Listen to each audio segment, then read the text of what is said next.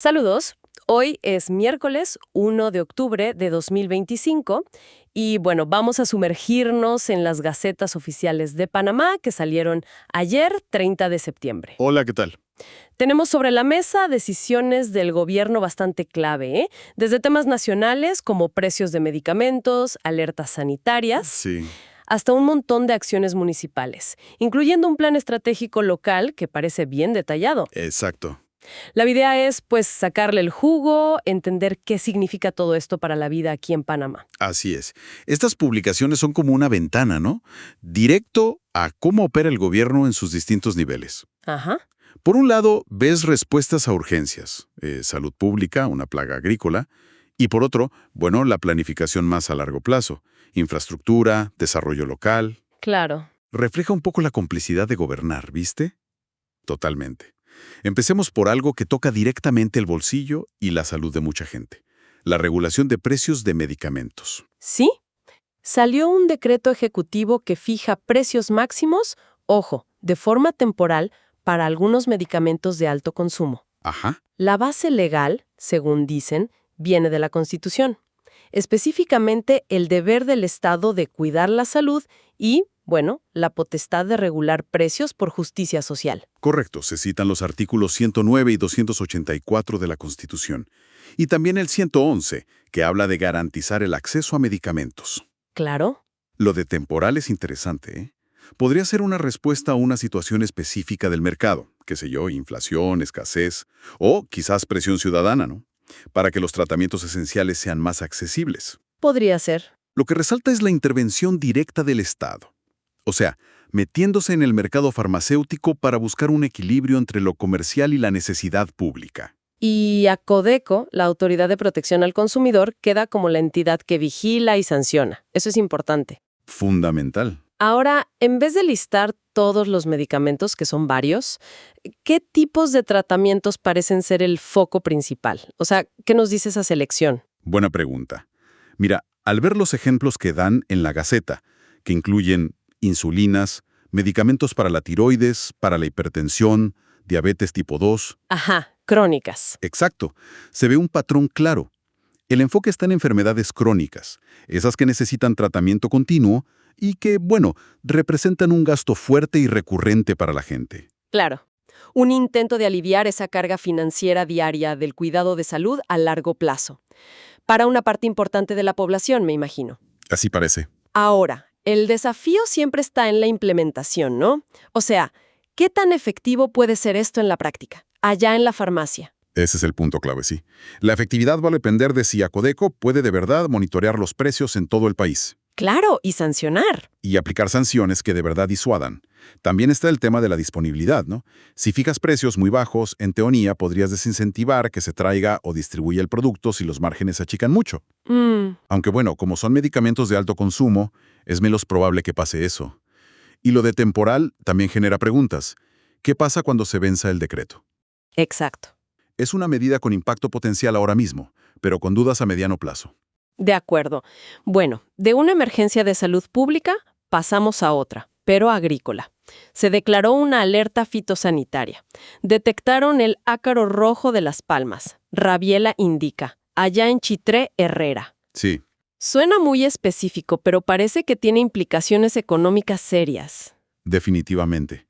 Este ácaro es una plaga invasora, no es de acá de Panamá. Y ataca cultivos súper importantes para la economía. Ajá. Cocoteros, plátanos, bananos, palma aceitera. El propio documento del MIDA, el Ministerio de Desarrollo Agropecuario, calcula el valor de estos cultivos afectados en más de $300 millones en 2024. ¡Wow! Muchísimo. Es un montón. Entonces, la declaración de emergencia activa un plan de control y vigilancia nacional. La idea es contenerlo y ojalá erradicarlo antes de que se riegue más. La resolución menciona varias leyes, como la Ley 12 de 1973 y otras más nuevas. ¿Qué nos dice eso sobre la capacidad de respuesta del Estado ante estas amenazas biológicas? Bueno, indica que hay un marco legal ya establecido. Eso le permite al MIDA actuar rápido cuando hay emergencias de este tipo. Ok. Esas leyes le dan poder al ministerio y a sus direcciones técnicas para implementar medidas de cuarentena, control biológico, químico, vigilancia. Entiendo. Es crucial en un mundo tan conectado, donde las plagas y enfermedades viajan rapidísimo. Pero bueno, más allá de la respuesta inmediata, esto siempre reabre el debate sobre qué tan fuertes son los controles preventivos, en puertos, fronteras, para evitar que entren estas especies en primer lugar. Pasemos ahora del nivel nacional a las decisiones más locales, que también salieron ayer en la Gaceta. Hay una variedad interesante, ¿eh? Sí, bastante. Empecemos por la frontera, allá en Chiriquí y Bocas del Toro. Hay nuevas reglas para un salvoconducto especial. ¿Ah, sí? Es un documento específico para panameños de esas provincias. Pero ojo, solo si viajan por tierra, únicamente a Costa Rica y por ciertos puntos de control. Paso Canoas, Río Sereno, Guavito. Dura solo 8 días, cuesta 5 balboas y reemplaza el pasaporte para esos viajes puntuales. El objetivo, parece, es agilizar ese movimiento transfronterizo que es tan común por allá, ¿viste? Pero sin perder controles. Me llamó la atención la cantidad de requisitos, sobre todo si viajan menores. Copias de cédulas, fotos, certificados y algo clave. Si viajas solo con uno de los padres, una autorización notariada del otro. Muy detallada. Sí. ¿Qué sugiere tanta especificidad? ¿Por qué tanto papeleo? Bueno, creo que refleja esa tensión típica de las zonas fronterizas, ¿no? Por un lado, querés facilitar la vida y el comercio local, que a veces ni mira la línea fronteriza. Claro. Pero al mismo tiempo, tenés que mantener controles migratorios y de seguridad fuertes, especialmente para proteger a los menores. Mencionan explícitamente que verifican en el sistema Simplus de migración si hay impedimentos de salida. Ah, ok. Presentar papeles físicos legibles te dice que no es un pase así nomás informal. Entiendo. Y esa tensión entre facilitar y controlar que mencionas en la frontera, la vemos de otra forma en San Miguelito, ¿no? Allá el enfoque es más sobre justicia local, digamos, alternativas a las sanciones, con una nueva regulación del trabajo comunitario. Exactamente. El decreto municipal, que se basa en la ley que rige los municipios, pone las reglas para que ciertas faltas administrativas se puedan cambiar por trabajo comunitario. Ajá. Es interesante ver cómo buscan una alternativa a la multa o al arresto simple. Se enfocan más en la resocialización. De hecho, mencionan que puede haber charlas y talleres educativos además del trabajo. Pero no es un cheque en blanco, ¿eh? Las causas para que te quiten el beneficio del trabajo comunitario son estrictas. Sí, claro. Faltar o llegar tarde varias veces, llevar armas, consumir drogas, incluso no usar el suéter o el carnet que te dan. Exacto. Y no aplica para delitos serios, como dicen ahí. Claro. Se excluyen delitos graves, como los de drogas, pandillerismo o contra la libertad sexual, y las reglas para cumplir son firmes. Eso te subraya que es una oportunidad pero condicionada. No es una vía fácil. Conecta con una tendencia más amplia, de buscar sanciones alternativas, ¿viste? Que tengan un componente reparador o educativo, sobre todo para infracciones menores. Aunque, bueno, su éxito siempre depende de que haya supervisión y recursos para manejarlo bien. Claro, la gestión, estos ejemplos de la frontera y San Miguelito muestran regulaciones específicas, pero la Gaceta también revela el día a día de la gestión municipal en otros temas, más financieros, administrativos. Sí. Veamos rápidamente algunos casos en distintas provincias, para tener una idea de esa diversidad. ¿Qué te llamó la atención de los otros municipios? Bueno, vimos varios ejemplos interesantes de esa gestión cotidiana. En Santa Fe, Veraguas, por ejemplo, un gesto de austeridad y redistribución. A ver. El presidente del consejo renuncia a sus gastos de representación por 6 meses. Son 1.800 y transfiere esa plata a una partida de repuestos y la reparte por igual entre los 8 corregimientos. Ah, mira, poquito quizás, pero simbólico. Exacto. Simbólico en cómo se prioriza el gasto. Luego, en las tablas Los Santos, algo más técnico pero importante. Consolidaron fondos del impuesto de bienes inmuebles, el IBI, de diferentes años. ¿Para qué? Para proyectos. Por ejemplo, juntaron más de B40.000 de 3 años fiscales para un parque infantil y casi B60.000 también de 3 años para un cementerio. Ah, claro, para poder hacer la obra completa. Exacto. Es pura gestión financiera para que los proyectos se puedan hacer. Permite juntar suficiente presupuesto para cosas que con la plata de un solo año no alcanzaría. Es una práctica común, pero esencial para ejecutar los planes de inversión municipales. Asegura que los proyectos no queden a medias por falta de fondos consolidados. Entendido. Luego, Enolá, Coclé, actualizaron sus impuestos de construcción. Ahora los vinculan al valor total del proyecto. Sí, Con tasas diferentes, ¿no? Desde 0.5% para interés social hasta 5% para proyectos grandes o especiales. Y quitaron un acuerdo viejo, de 2015. una clara adaptación de la regulación económica local a cómo están las cosas ahora. El acuerdo menciona el dinamismo de la construcción. Vincular el impuesto al valor de la obra busca que sea más progresivo y potencialmente que entre más plata al municipio. Refleja el valor real de las inversiones que se hacen en el distrito. Actualizar las normas fiscales es parte de una gestión municipal activa, ¿no? Tiene lógica. Y finalmente, en Boquete, Chiriquí, dos acciones relevantes. Primero, aceptaron formalmente la donación de las fincas donde ya están funcionando la planta de tratamiento de aguas residuales y la planta potabilizadora del distrito. Ajá, asegurando esa infraestructura clave. Exacto, como bien público. Y por otro lado, autorizaron acciones legales para defender terrenos municipales, los llamados ejidos. Ahí ves dos caras de la protección del patrimonio municipal. Primero, asegurar que la infraestructura vital que se construyó, a menudo con plata estatal o de afuera, sea de verdad pública. ¿Sí? Y segundo, la defensa activa de los terrenos del municipio. Los ejidos son justamente esas tierras comunales o públicas que administra el municipio. Y defenderlas de reclamos privados es una función esencial de la autoridad local. Todos estos casos juntos, te pintan un cuadro de la diversidad de tareas que tiene la administración local. Muy ilustrativo ese recorrido, la verdad. Ahora, centrémonos en un documento más estratégico, el Plan Estratégico Indicativo 2024-2025 del distrito de Penonomé, en Coclé. Ajá. Este plan va a guiar cómo se usan fondos importantes, ¿no? Como los de la descentralización, ¿no? El IBIC y el PIOPSM. Correcto. Estos planes indicativos son herramientas fundamentales del proceso de descentralización en Panamá. Son como hojas de ruta a corto plazo, generalmente para 2 años. Ok. Y deben basarse en un diagnóstico serio de cómo está el distrito. Idealmente, alinean las prioridades locales que salen de ese diagnóstico con las metas nacionales, como las del Plan Estratégico de Gobierno, y se traducen en un plan de inversión concreto. Y la estructura es más o menos siempre la misma, ¿no? Diagnóstico, análisis FODA. ¿Sí? Diagnóstico, luego el FODA, fortalezas, oportunidades, debilidades, amenazas, de ahí salen las líneas estratégicas y finalmente el plan de inversión. Bueno, el diagnóstico de Penonomé que resumen en el plan es bastante revelador. Socialmente es el distrito más poblado de Coclé, joven, pero con desafíos.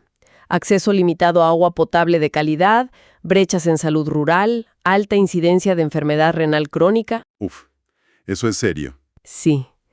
Déficits de vivienda, pobreza persistente, sobre todo fuera de la cabecera. Ese diagnóstico ya te muestra la complejidad. Penonomé, que es centro geográfico y cabecera provincial, enfrenta la clásica división urbano-rural. Claro. Las fortalezas de ser un centro poblacional y administrativo chocan con las debilidades en servicios básicos esenciales en muchas de sus comunidades. Y lo de la enfermedad renal crónica es una alerta de salud pública particularmente grave. Va a necesitar atención específica. Económicamente, el agro sigue siendo importante, pero crecen el comercio, el turismo, la construcción. Sin embargo, el ingreso mediano del hogar está por los B600 al mes. Bajo. Sí. Reconocen un gran potencial turístico, pero admiten que falta un plan maestro. Y la red vial, sobre todo los caminos rurales, es un reto constante. Vemos de nuevo esa dualidad. Hay dinamismo económico en algunos sectores, pero el ingreso mediano te sugiere que ese crecimiento no llega a todos por igual. Exacto. El turismo es una oportunidad clara, como en muchas partes de Panamá, pero pasar de potencial a realidad sostenible requiere inversión y planificación estratégica, como bien identifican ellos mismos. Y los caminos rurales, son un cuello de botella crónico que afecta todo, ¿no? Todo. El acceso a mercados para los agricultores, el acceso a servicios para la gente, el desarrollo turístico, todo. Y ambientalmente, el diagnóstico también es mixto. Tienen una rica biodiversidad, pero amenazada por deforestación, expansión agrícola. Lo de siempre, lamentablemente. Sí. Riesgos climáticos como inundaciones, deslizamientos, incendios. Y una preocupación central, la vulnerabilidad del río Saratí, que es la principal fuente de agua. Está amenazada por contaminación, además de problemas generales con el manejo de la basura. Este pilar ambiental está totalmente ligado a los otros dos, ¿viste? La presión sobre los recursos naturales viene del crecimiento de la población y la economía. Claro. La vulnerabilidad del agua es crítica, no solo para el ambiente, sino para la salud pública y el desarrollo. Y el manejo de desechos es un desafío de infraestructura y también de cultura ciudadana. Fundamental. Lo bueno es que este diagnóstico integral le permite al distrito tener una base informada para su análisis FODA y para definir sus prioridades. Y con base en ese diagnóstico, el plan propone líneas de acción e inversiones indicativas para estos 2 años.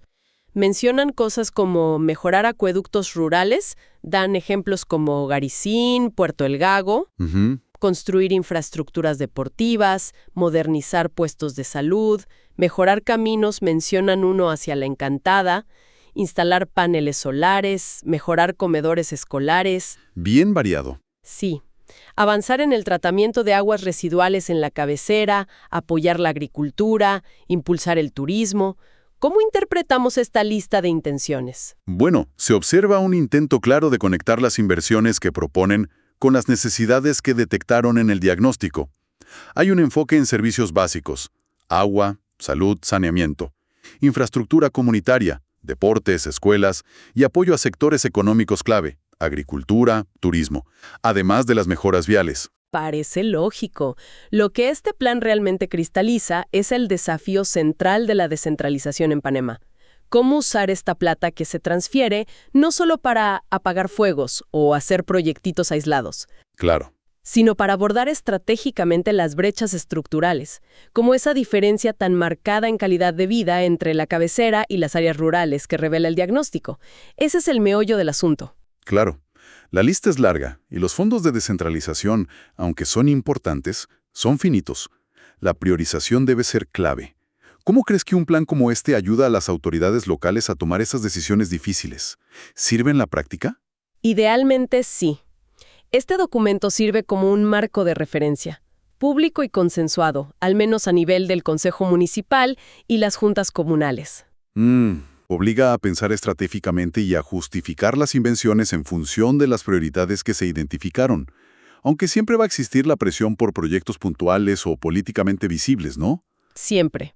Pero tener este plan te da un argumento técnico para enfocar los recursos limitados en acciones que, según el análisis, van a tener mayor impacto en cerrar esas brechas sociales, económicas y ambientales.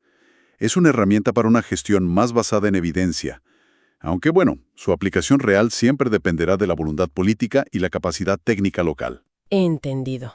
Entonces, si reunimos todas las piezas de lo que hemos visto hoy, desde los precios de medicamentos y la alerta fitosanitaria a nivel nacional, Sí, hasta la diversidad de acciones municipales como los salvoconductos, el trabajo comunitario, la gestión de presupuestos y tierras, y este plan estratégico de Penonomé, ¿cuál es la fotografía general que emerge de la gobernanza panameña?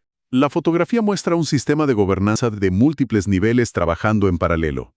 El nivel nacional pone las directrices y responde a crisis de alcance amplio. Ajá.